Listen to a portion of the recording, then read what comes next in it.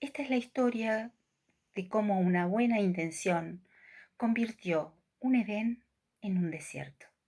El desierto puede ser visto por cualquiera que se asome a la ventanilla de un tren camino a Santa Rosa, en la provincia de La Pampa.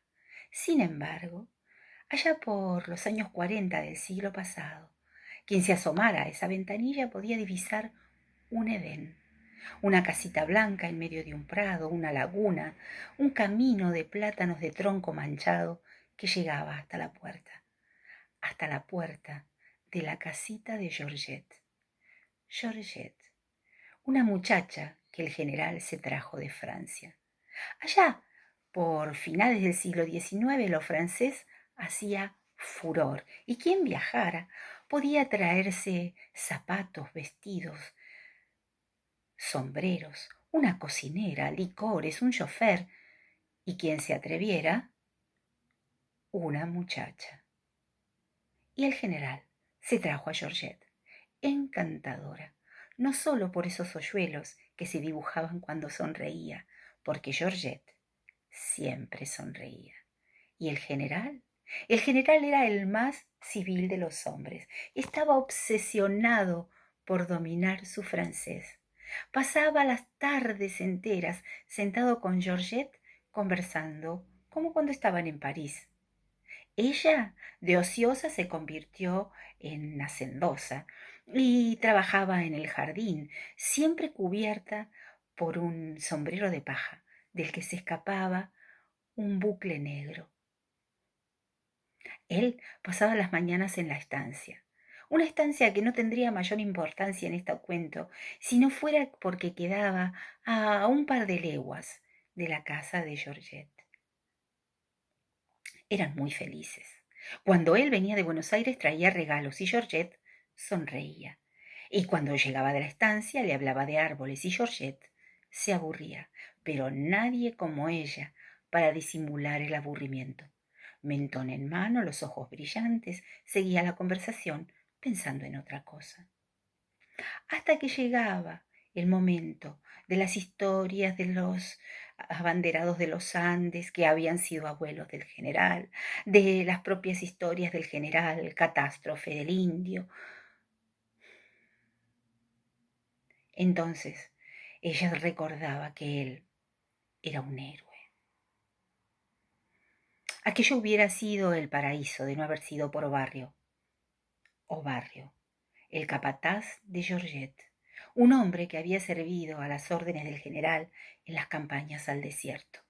Usaba pelo al hombro, vincha y chiripá. Se cuadraba cuando estaba frente a él.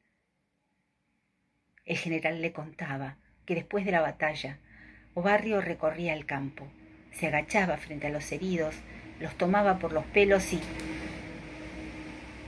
Georgette, complaciente con los hombres desde muy joven, no podía mirarlos sin espanto, pero era inútil que pidiera que le cambiaran el capataz.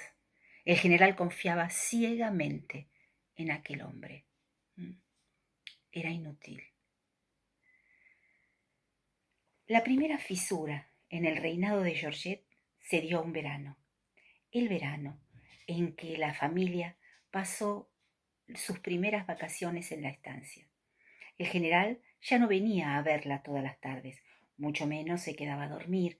Aparecía de tarde en tarde, siempre oliendo a colonia. Después, cuando el general fue ministro, lo vio cada vez menos, y después, cuando fue presidente, ya no lo vio más. Allí quedó Georgette sola en la casa, con la cocinera y con Obarrio. Él decían que se iba 2 veces al año al desierto a beber sangre de yegua. Nadie pudo saber si era cierto. Ella empezó a decaer, engordó, se hizo obsesiva del orden. Una mota de polvo era un drama. Aquel bucle negro dejó de escaparse de su peinado. La casa entró en su etapa de esplendor. Y ella siguió decayendo y empezaron los desmayos, la fiebre.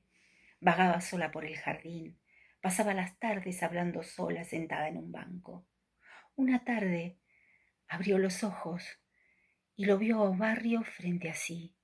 Él traía un cordero en las manos y se lo ofrecía para criarlo, pero ella no entendió ese ceseo gauchesco y le pidió una cerisette.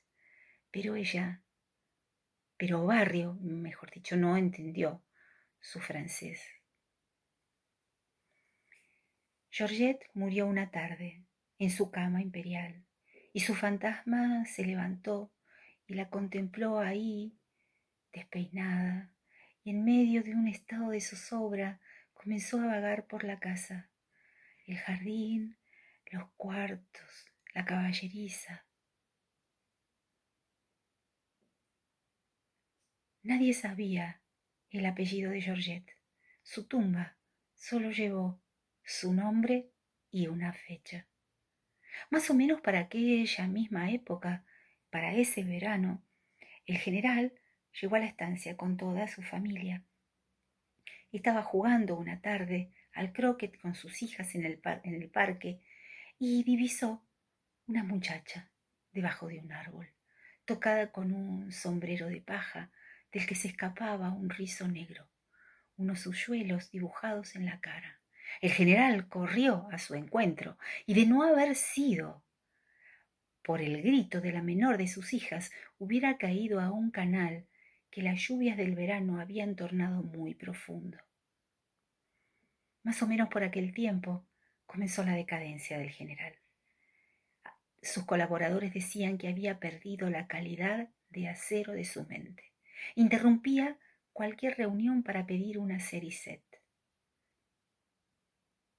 No importaba. Él ya había entrado en la historia. Muchos años después de ese verano, de la muerte de Georgette, muchos años después, cuando la hija menor del general, aquella que lo salvó de caer al canal, cuando esa mujer cumplió 80 años, encargó una misa a la intención de los miembros de su familia y a la intención de todos aquellos quienes habían estado cerca de ella. El poder de las misas es muy amplio y, según dice la autora, alcanzó para los miembros vivos y muertos de la familia, para todos los que habían servido a sus órdenes, para los soldados que habían combatido con el general, a los indios que el general había matado, a la cocinera o Barrio y a Georgette. Y por fin la paz descendió sobre su espíritu y la casa se dejó caer. Y las hojas entraron por los corredores y el polvo se amontonó en los rincones y las avispas anidaron en las arañas. Así fue como el Edén se hizo desierto. Ese desierto que puede ser visto por cualquiera que se asome a la ventanilla de un tren camino a Santa Rosa, en la provincia de La Pampa. Este cuento se llama Georgette y el general. Es de la autora argentina Sara Gallardo. Y yo soy Mónica Esporra.